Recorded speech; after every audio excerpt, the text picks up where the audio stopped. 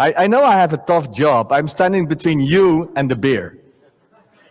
So I know what I'm dealing with. And I promise you one thing, I will be done sooner than the program says. So that's good, right? Nothing wrong with that. And I definitely gonna need your interaction. This final talk is also a kind of a wrap-up, because there has been things being said. Also, you know, about apples, it's said, so I'm going to refer to that too. We had something about psychology, and I also will refer to that. You will even recognize a graph in my presentation, but was also already presented before. So I'm giving a kind of a wrap-up. But what does it start? It starts with the world we live in right now, especially in the pandemic. I made this presentation already a few years ago, and I was already seeing that a lot of things were happening around these kind of things. These masters of distraction. These give you dopamine, like Joanna says to us. It gives us dopamine. We want to look at it continuously. But it's a threat. It's a threat for us because it will lower our concentration. It will give us off-topic focus and things like that. And if you really want to make a difference, how to improve yourself, you can use mental training. And mental training, of course, is well known in sport. So I took a course in sports psychology, and what I learned there, I'm going to present you, but I'm also going to address it to testing. But I'm going to tell you more about that. So it's really going to be also somewhat practical. And I'm also going to give you a challenge, because we are distracted that many times that I want to give you a challenge that you don't look at your phone for the next 45 minutes. Take that challenge. And that's up to me to engage you, to entertain you for the next 45 minutes. But let's give it a try. And the reward, you know the reward. If I announce the reward, you already got some dopamine, right? Joanna said it already. So I'll give you the reward. The reward will be beer. Think about it, enjoy it, and now you have some dopamine. First, let me introduce myself. My name is Ard Kramer. I'm a tester by heart, starting as a tester in the late 90s. And I also like to be on stage, like I'm doing right now. I really love it. And I'm also going to do that at the Agile Testing Days this year. Aretia, are you going again? No, not this year. It's going to be fun. Tomorrow I'm also going to give a workshop about nudging. And maybe you will inspire me to give me some input to do the keynote at Agile Testing Days. So who's going to join my workshop tomorrow? I know Ron is. Okay. Bring your creativity with you, because we're going to need it. I'm going to have to depend on you. So I hope that will work. Besides that, I also do a workshop in risk storming, right? Some people have enjoyed risk storming. It's really fun. Ron also knows it. It's really fun to do a risk analysis using the cards of TestWarez, coming from Beer and Van Dalen. It's really fun to do that. And besides that, something happened. Somebody's pushing the buttons. I also edited the book, The 21st Century Skills for Testers. I did it together with Emna Ayadi, a tester from Tunisia, working in France right now. And we explored the 21st century skills. Have you any idea what those 21st century skills are? Just a sidestep, just a sidestep. But the 21st century skills that we have explored is about communication. It's about collaboration. It's about critical thinking. And it's about creativity. So not about all those technical things. If you really want to make a difference, you have to use your social skills. That's really going to make a difference. And as you can see, I'm also something doing in sport. And what was already announced, I'm a volleyball coach. Not the head coach. The head coach is standing next to me. I'm the assistant coach because I like to do a lot of things, so I don't have the time to be the head coach. And I am assistant coach of a team in the highest league in the Netherlands. And as you can see here, we are very happy, although we became second in the cup final, because that was quite an achievement, because at that time, we were playing one level lower. So we're not playing in the highest league, but that time we were playing one level lower, and we were able to get to the cup final. That was never done before. So it was silver with a golden lining. But I learned a lot. As a volleyball coach, like I said before, I took a course in sports psychology. And then, in sport, It's not only about tactics. It's not only about technical things. It's not only about physics, because most teams are really at the same level. If you really want to make a difference, it's about the mental things. The things how you can make a difference using your mental capabilities. That's why I took a course in sports psychology, and I learned that we have 4 mental capabilities. And these are the 4 mental capabilities. And I learned from Alexandra that you have to use icons, because then you can remember them properly. Now I'm going to ask you, the one on the left for you is already well known, because now I even know what the name is for that graph. I have never known that before. But the other 3, those circles, have you any idea what those circles stand for, about your mental capabilities? Any idea? Sorry? Focus is going in the right direction. I would say focus like concentration. So you need to have concentration. The second one, the heart. Any idea what the heart stands for? Passion, that's going in the right direction. Not completely. I would call it motivation. So I'm referring to motivation. The anchor. Any idea what the anchor stands for? Stability. Yeah, it's about confidence. Keep reminding those 4 because I will come back to that one. And of course, the one on the left is arousal. Joanna was talking about it. It's about having the right level of stress. What she didn't mention is this is a perfectly symmetrical graph. In real time, it isn't. I know players who will have a lot of arousal by just doing this. They will go up straight forward. They are really ready to roll, have a lot of stress. Some people are really at ease and take a lot of time, and they will go up. So they need somewhat more tension. But I will come back to that one. Like I said before, I want to apply those 4 mental capabilities in a situation that we recognize as a tester. So I was thinking about what would be an appropriate example, what I could use. Could that be something like test automation or something like that? I choose for session-based testing and using exploratory testing, because I think you're using those mental capabilities in the utter and the best way. So I'm going to use this example. It's coming from rapid software testing, and it's also explaining a bit what exploratory testing and session-based testing stands for. It means that you have to have a charter. They're going to have a time box. A time box gives focus, it gives concentration. You need to have reviewable results because people want to know what you have done. And of course, you have to do a debriefing. So you have to do exploratory testing during a test session. That gives you focus, and that will really help you. So keep this in mind. This is the example I'm going to use throughout the presentation. Let me also give you my definition of exploratory testing. This is my definition. Brilliant, isn't it? No, but in fact, what are we doing during exploratory testing?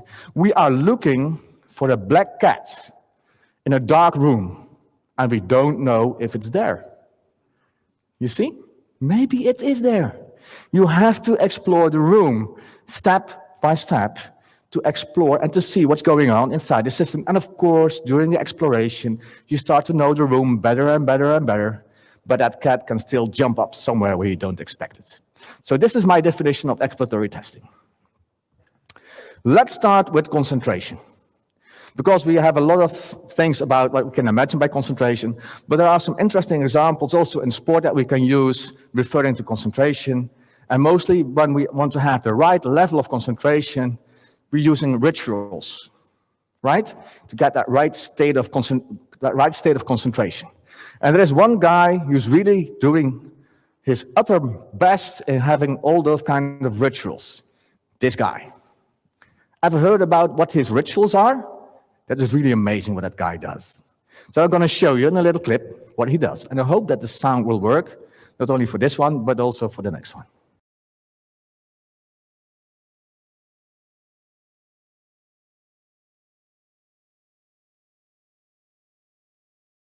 As you can see, when he comes in, he picks his bottles. He always puts them in the same place in front of him. That's what he does.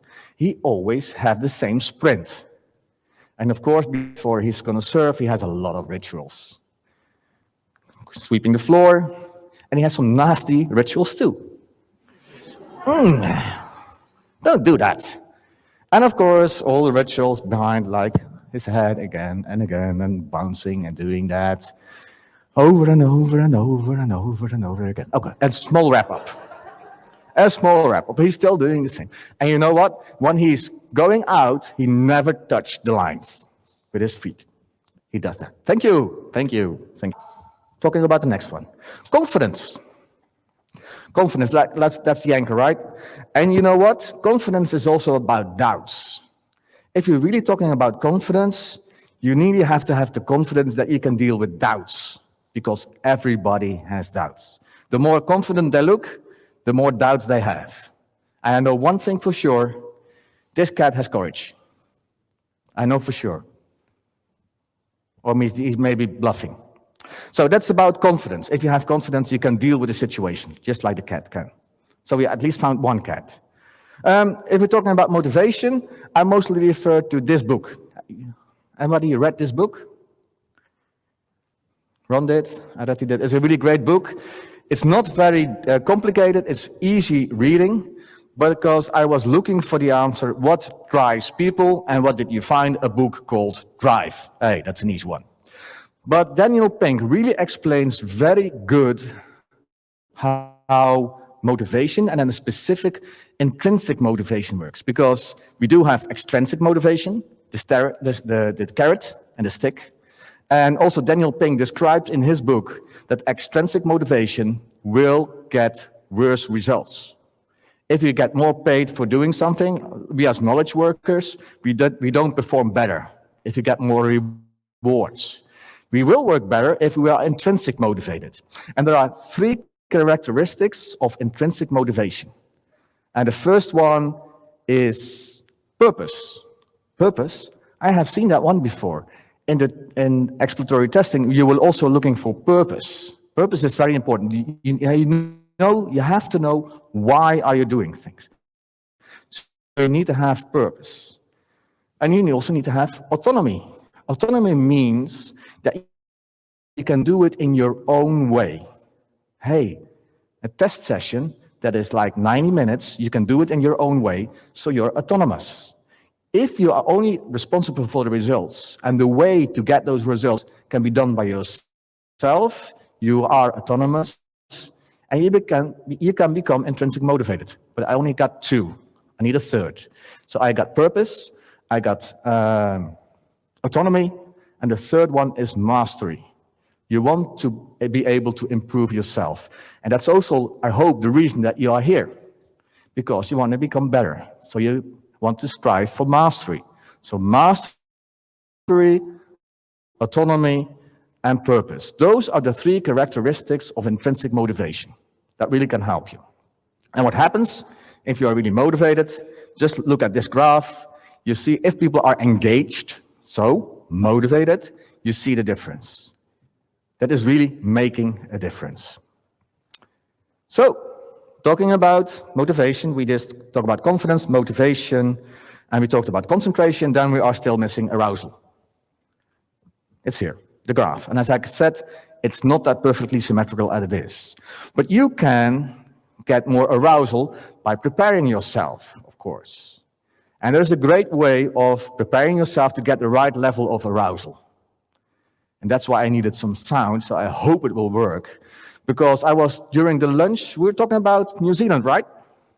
Then you know these guys, right?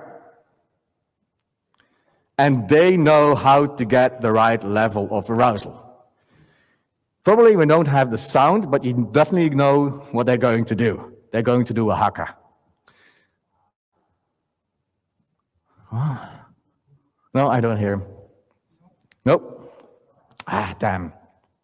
But it's really interesting how they are preparing themselves for a game. And I really like the guy up front.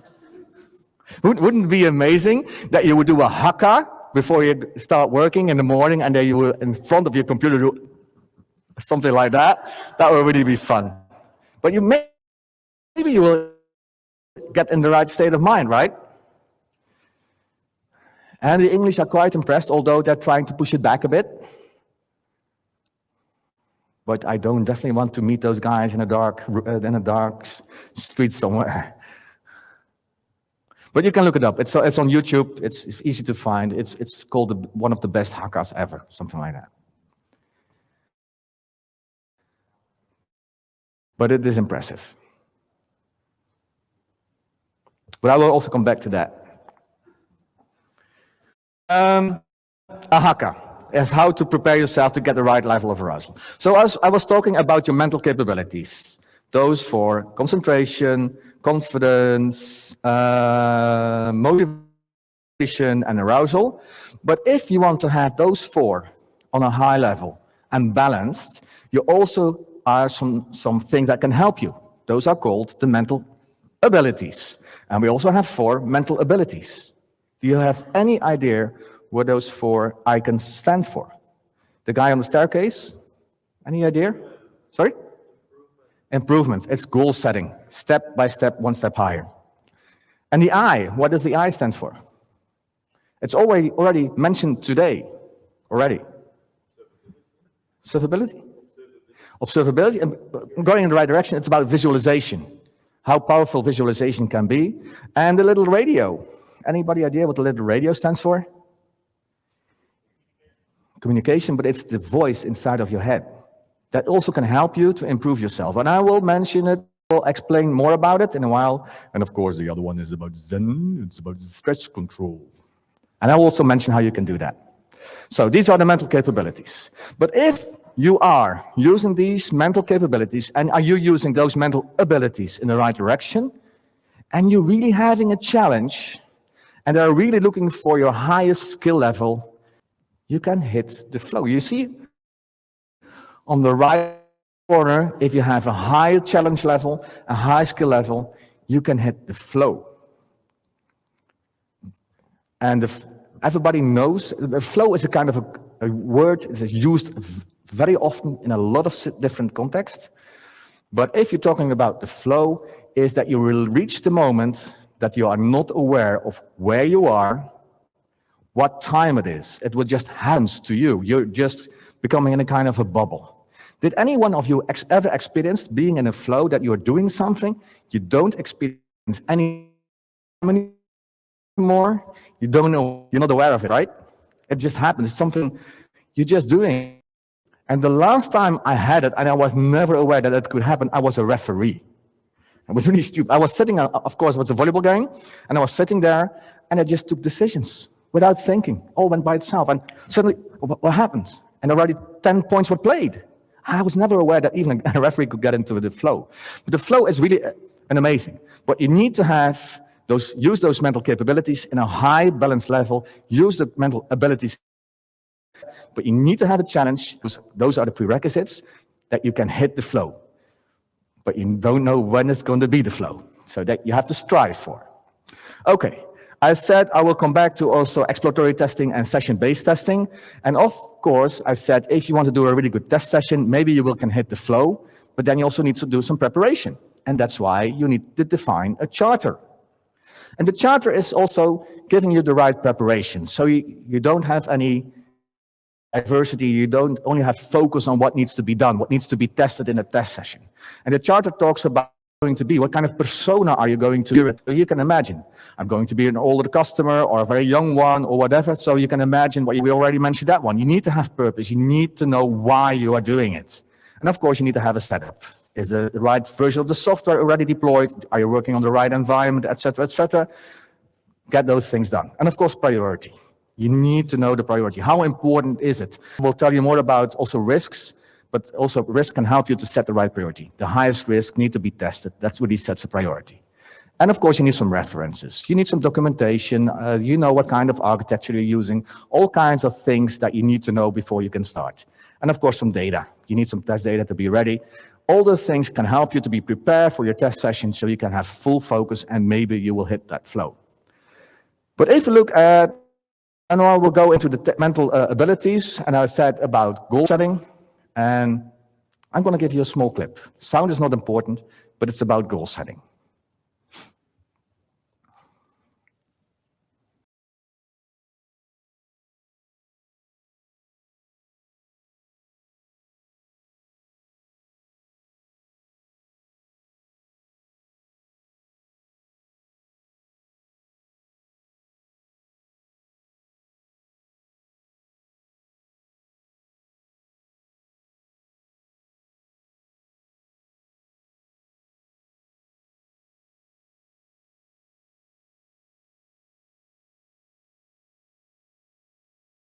But mostly, if we set like big goals in the very far future, we won't reach it.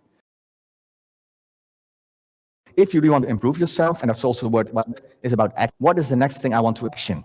Do things. Don't wait for it till something happens. You have to do something to improve yourself. So how can we translate that to a good test session will end by a debriefing? So my role as a test manager, they come up to me and said, I've run a test session, can I do a debriefing? And I'm going to tell me what I have done and how you have done it. And also I'm going to ask them, what were you, if you learned about the system, what do you know now, what you didn't know before? So that can be a kind of goal that you have set and how you can improve yourself. Oh, it's going to be hard. I'm not going to make it today. When is the end of the test session? Where is the beer?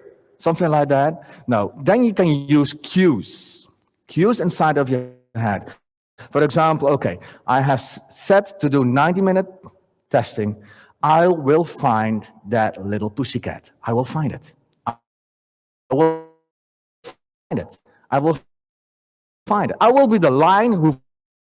So look for that cat. I will find it. So those cues can help you. And it's also mostly what I do as a coach, because like in volleyball, you have to move around. But when I'm not moving around, I just use little keywords. So I said, during the training, I said, okay, you have to move around like a ballerina. And the only thing I have to say to a player during a match, ballerina. And people say, where's ballerina? Where's ballerina? But she knows exactly what I mean. I have to move my feet. So use those little keywords to get the right state of mind. So that was about self-talk. And I was also referring to visualization. Because like we're talking about mind maps, that's a way to say that you have a full-size cinema inside of your head. And that's even a visualization. Because now you're thinking about a cinema inside of your head. But visualization is also used very broadly in sport. You can improve yourself just by visualizing how you're going to do it. And there is even an example. I think it was a diver in America, a lady. She was injured very heavily, and the only thing that she could do was train inside of her head because she couldn't move. She was injured. And I don't know exactly her name anymore, but she went to the Olympics in Rio, and she won a medal just by using visualization to train herself. But I can give you another example about visualization, and that's about these two guys. One is still driving. You probably will recognize him. Do you recognize him? Hamilton, yeah. The big opponent of Max Verstappen. Evil guy. And the other one? It's Button, I think. And what those guys are going to do, they only have a steering wheel, and they're going to drive the circuit of Barcelona inside of their heads. They're going to close their eyes, they're going to use the steering wheel, and they're going to drive the circuit of Barcelona. I'll have shortened the clip, because otherwise it would take 1 minute 40, because those are the actual times they were driving with a real car. So let's see what happens if they do it inside of their heads. And as you can see, they're taking exactly the same terms. Also can see who's faster. Still taking the same terms. You see? And now Hamilton is already up front. You see? Button, you're too late. Okay, now I have shortened it. You can see it's almost done. You can see he's just 2 seconds faster than normal. And Button, now you see why he never became world champion. He's too slow. He was once world champion, right? He was. Always have somebody in the audience who corrects me on that one.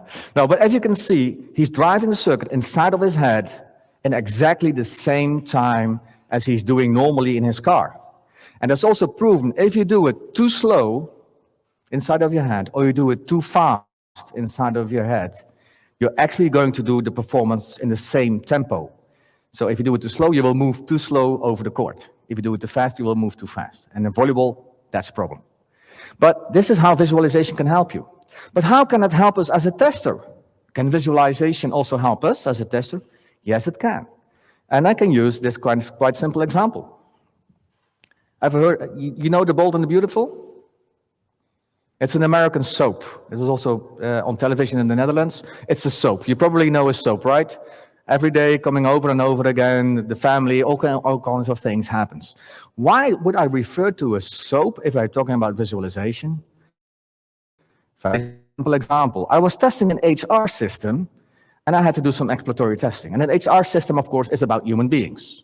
And then during exploratory testing, you want to explore all the strange things that can happen.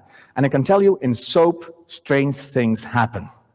They marry 5 times. Sometimes they die, and they revive again a year later, something like that. The most strange things happen during soaps, right? That can really be an inspiration, a kind of visualization that you can use defining your test cases during a test session. And I used it. We used it really as soap testing. Not soap UI, soap testing. Think about all kinds of situations that can happen in a soap, and try to put it in the system and see if it works. If somebody goes out of the system in an HR system, can he come back, even if he died? You can test it and see what happens. So that's how you can use visualization in testing. But also mind maps, of course, like we were referring before. The mind maps that Alexandra was showing us.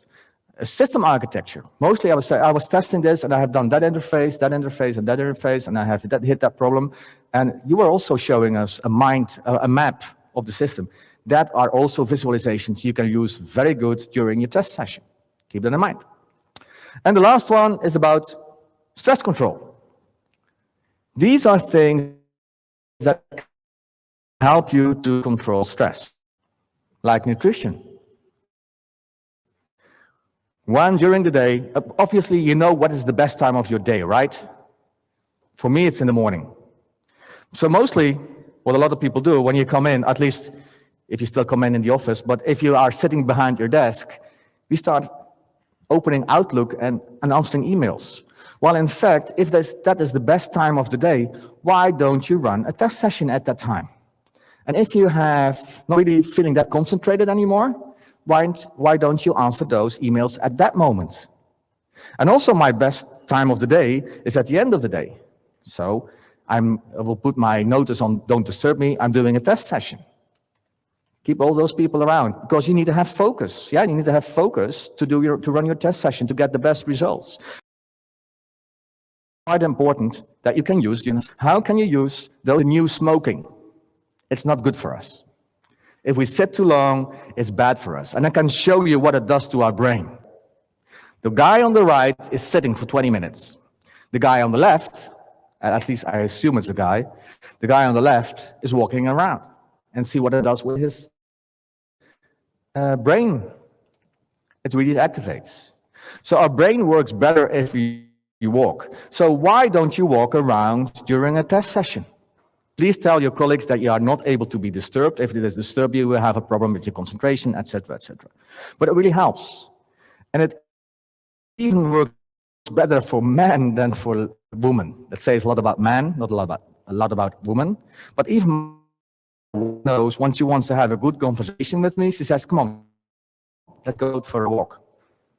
To have some good interaction. At least I start thinking better. At least she hopes that I do. Duck.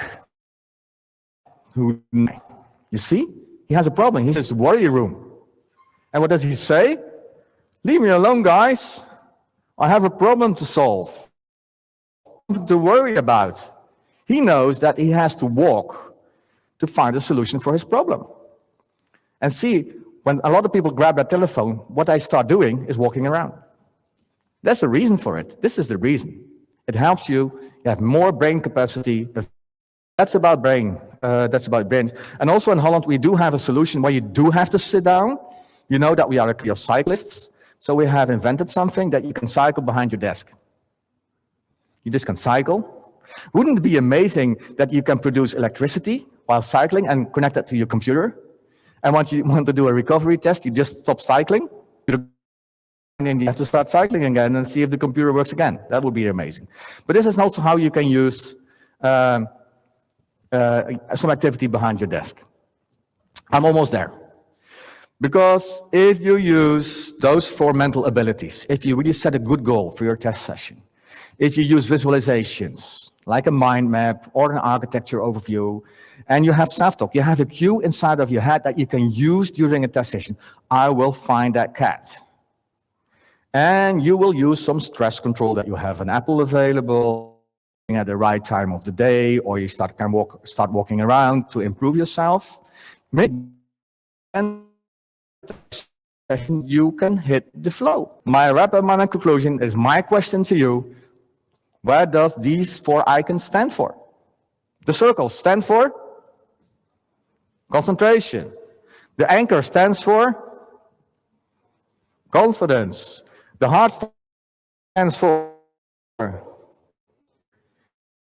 the 4th one is an easy one. It's arousal. Okay, if you have those 4 on a high level balance, if you apply goal setting, then the I stands for, then the little radio stands for, and the guides stands for. If you apply those, and you will hit the high level of concentration, confidence, etc., I know for sure that you can become a star. And you know what? I found a cat. It was sitting all the time at the staircase. Thank you very much. Beer!